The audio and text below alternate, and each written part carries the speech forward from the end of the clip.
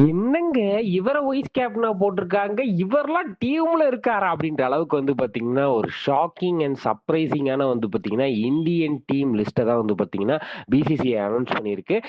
September மாசம் நடக்க இருக்கக்கூடிய பார்த்தீங்கன்னா, ஏசியா கப்புக்கான டீம் அனவுன்ஸ்மென்ட் தான் இது. ஸோ வந்து பார்த்தீங்கன்னா, சூரியகுமார் யாதவ் வந்து பார்த்தீங்கன்னா, இந்த டீம வழிநடத்துவார் கேப்டனாக அப்படின்ற மாரி வந்து பார்த்தீங்கன்னா, ஒரு அனவுன்ஸ்மென்ட் வந்திருக்கு.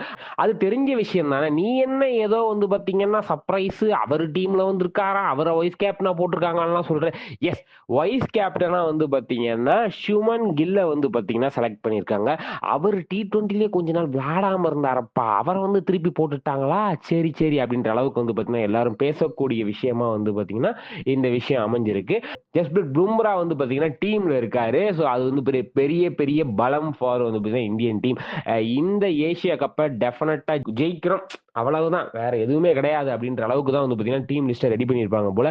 அந்த அளவுக்கு ஒரு பக்காவான டீம். திலக் வர்மா இருக்காரு, ஹர்திக் பாண்டியா இருக்கு.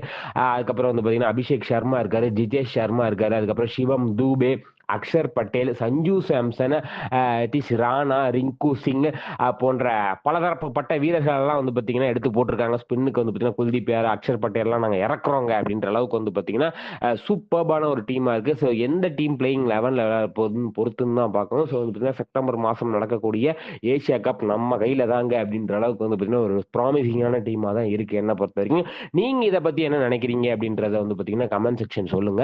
இந்த வீடியோ உங்களுக்கு பிடிச்சா லைக் பண்ணுங்க, ஷேர் பண்ணுங்க, கமெண்ட் பண்ணுங்க. மறக்காம தினமலரை சப்ஸ்கிரைப் பண்ணுங்க. நன்றி, வணக்கம்.